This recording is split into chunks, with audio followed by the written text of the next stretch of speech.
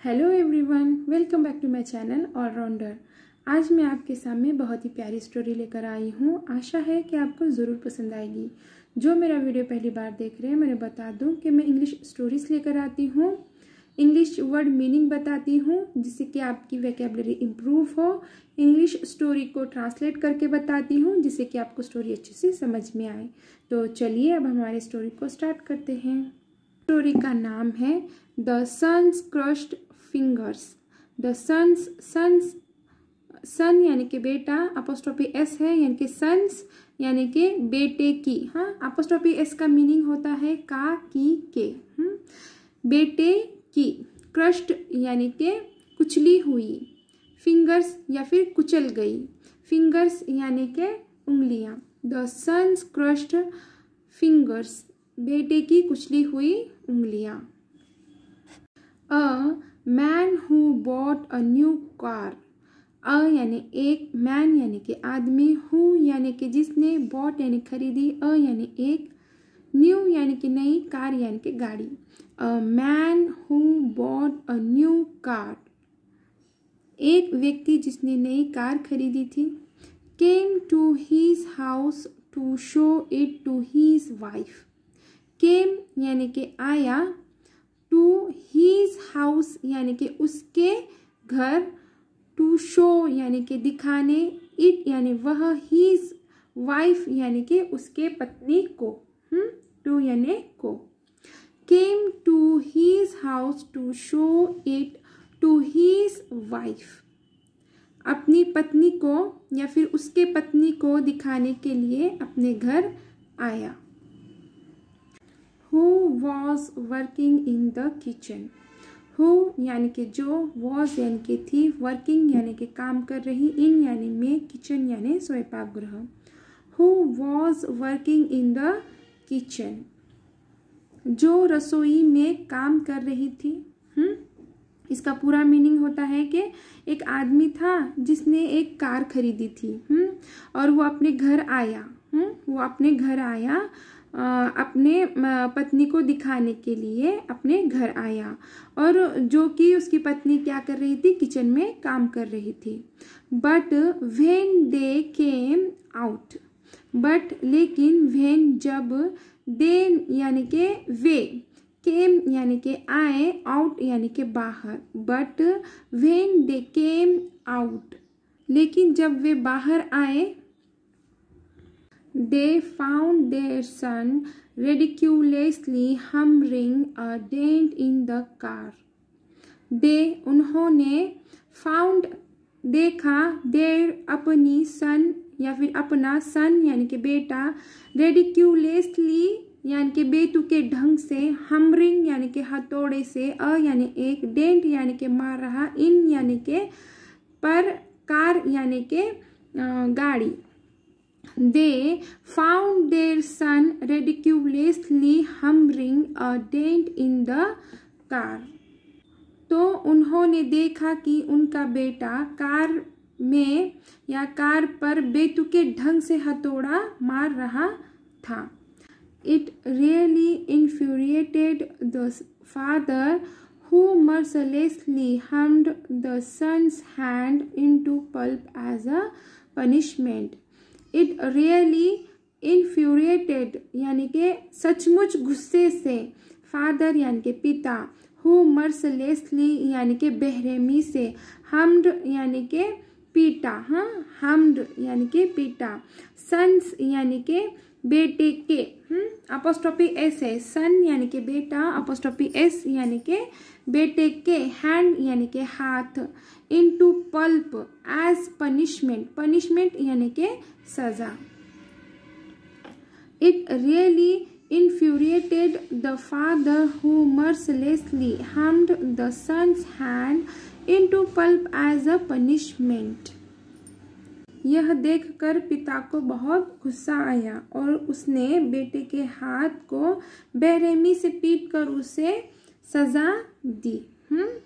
जब उसके पिता ने देखा कि उसका बेटा हथौड़े से क्या कर रहा है, कार को पीट रहा है, कार को पीट रहा है, ये जब देखा उसके पिता ने, तो उसके पिता को बहुत गुस्सा आया और उसने क्या किया, अपने बेटे के हाथ को बेरहमी से पीटा। As he got back his wit, as यानी कि जैसे ही यानी कि उसे, got यानी कि मिली, back यानी वापस, his यानी कि उसकी, wit यानी कि बुद्धि, यानी कि बुद्धि मिली या फिर वो होश में आया। As he got back his wit, जैसे ही उसकी बुद्धि वापस मिली या फिर जैसे ही उसका पिता मतलब कि पिता होश में आया, he took his son to a nearby hospital। he यानी कि वह, took यानी कि ले गया, his यानी कि उसके, son यानी कि बेटे को, a यानी एक, nearby यानी कि पास के, hospital यानी कि अस्पताल। he took his son to a nearby hospital। तो वह अपने बेटे को पास के अस्पताल ले गया। Where in order to save his hand to doctors finally had to amputate the fingers from the boy's both hands। Where यानी कि जहाँ, in यानी में, order यानी कि आदेश, to save यानी कि बचाने के लिए आदेश दिया। his यानी कि उसके, hand यानी कि हाथ, doctors यानी कि डॉक्टर, finally यानी आखिरकार, एम्पुटेट यानी कि कटना। जब किसी शरीर की चीज कटती है तो उसके लिए एम्पुटेट यूज करते हैं। द फिंगर्स यानी कि उंगलियां, फ्रॉम यानी कि से, बॉयज यानी कि लड़के के, बोथ यानी कि दोनों, हैंड्स यानी कि हाथ। Where in order to save his hand two doctors finally had to amputate the fingers from the boy's both hands। boys, boy यानी कि लड़का और एपोस्ट्रोफी एस है यहाँ पे, तो इसलिए काकी के, बॉय के हाथ, के आएगा यहाँ पे, लड़के के दोनों हाथ। मतलब के, और बॉयज बोलेंगे तो अनेक वचनी में भी आ जाता है वो, अनेक वचनी में भी आता है, और अपोस्ट्रोफी एस, क्योंकि यहाँ पे एक लड़का था। अनेक वचनी कब आता है कि एक से ज्यादा, दो से ज्यादा हो तो, दो या फिर दो से ज्यादा हो तो अनेक वचनी में आएगा। पर यहाँ पे अनेक वचनी नहीं है, सिर्फ एक ही लड़का है, इसलिए ये उसके होगा, यानी कि लड़के के, इसका मीनिंग। जहाँ उसके हाथ को बचाने के लिए डॉक्टरों को आखिरकार लड़के के दोनों हाथों की उंगलियां काटनी पड़ी। देखो, या फिंगर्स यानी कि शरीर के किसी भाग को काटने के लिए कट यूज नहीं करते, एम्पुटेट यूज करते हैं। इसलिए एम्पुटेट आया है, एम्पुटेट। When the boy woke up from the surgery, when यानी जब, boy यानी लड़का, woke up यानी कि उठा, from यानी से, surgery. when the boy woke up from the surgery यानी कि उसका ऑपरेशन, सर्जरी यानी कि ऑपरेशन। और इसका इसमें हिंदी मीनिंग होता है कि चिकित्सा, पर हिंदी उतना समझ में नहीं आएगा, सर्जरी यानी ऑपरेशन समझ जाइए आप। when the boy woke up from the surgery, जब लड़का सर्जरी से उठा, and saw his bandaged tubes, and और सॉ देखा, हीज उसके, बैंडेज ट्यूब्स यानी कि पट्टियाँ, and saw his bandage tubes और उसकी पट्टियाँ देखी। ही इनोसेंटली सेड, ही यानी कि वह या फिर उसने, इनोसेंटली यानी कि मासूमियत से, सेड यानी कहा। ही इनोसेंटली सेड, उसने मासूमियत से कहा। Daddy I am sorry, daddy यानी कि पिता, या फिर पापा, आई एम यानी कि आई एम सॉरी, मुझे माफ़ कर दीजिए। डैडी आई एम सॉरी, पिताजी मुझे माफ़ कर दीजिए। देन ही आस्क्ड, देन फिर ही वह, आस्क्ड पूछा, देन ही आस्क्ड फिर वह पूछा। But when are my fingers going to grow back, but लेकिन, व्हेन कब, आर हैं, माय मेरे, फिंगर्स उंगलियां, गोइंग यानी कि आ रही, वापस आ रही, हाँ, टू ग्रो बैक यानी कि उंगलियां वापस आ रही या फिर उग रही या फिर उगेगी। इसका पूरा मीनिंग हो जाएगा इतना कि गोइंग टू ग्रो बैक यानी कि वापस उगेगी। But when are my fingers going to grow back. फिर उसने पूछा लेकिन मेरी उंगलियां कब वापस उगेगी। The incident tormented the father and he committed suicide। Incident यानी कि घटना, टॉर्मेंटेड यानी कि दुख होना, फादर यानी कि पिता को, एंड यानी और, ही यानी उसने, कमिटेड सुसाइड यानी कि आत्महत्या कर ली। The incident tormented the father and he committed suicide.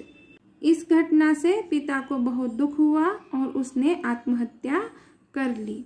His one evil step not only spoiled his child's hand, उसके one evil यानी कि एक दूषित यानी कि बुरा, स्टेप यानी कदम, नॉट यानी कि नहीं या फिर ना, ओनली यानी कि केवल, स्पॉइल्ड यानी कि खराब, हीज यानी कि उसके, चाइल्ड्स यानी कि बच्चे के, अपोस्ट्रोफी एस है इसलिए के आया है, हाँ, हैंड यानी कि हाथ।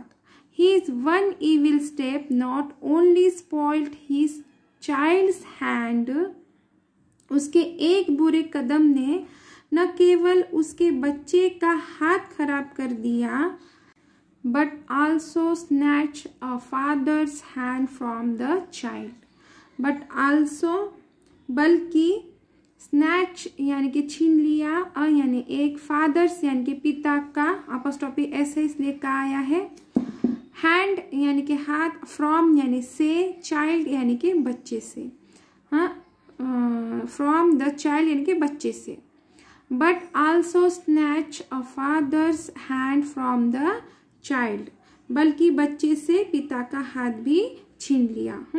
उसके एक बुरे कदम की वजह से ना केवल बच्चे के हाथ खराब कर दिए, बल्कि उसके पिता का भी हाथ बच्चे के सर पे से छीन लिया। इसका मीनिंग है। चलिए अब यहाँ पे है मॉरल ऑफ द स्टोरी। इस स्टोरी का मॉरल है, any action we take in rage may hurt us. Any कोई भी एक्शन, काम, वी हम, टेक लिया गया, इन यानी में, रेज यानी कि क्रोध से या फिर गुस्से से, में यानी कि किया, सकना, हंट यानी कि परेशान, अस यानी कि हमें। Any action we take in rage may hunt us.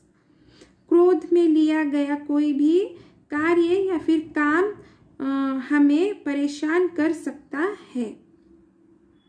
So push and ponder for a while to reach any decision. So इसलिए push यानी कि रुके, and यानी और, ponder यानी कि विचार करे, for यानी से, यानी एक, while यानी कि पहले, to यानी से, reach यानी कि पहुंचना, any यानी कि किसी भी, decision यानी कि निर्णय। So push and ponder for a while to reach any decision. इसलिए किसी भी निर्णय पर पहुंचने से पहले थोड़ा रुके और विचार करें। तो चलिए यहीं पे हमारी स्टोरी खत्म होती है। अगर से आपको मेरी स्टोरी पसंद आए तो प्लीज़ इसे लाइक ज़रूर कीजिए। Thank you for watching.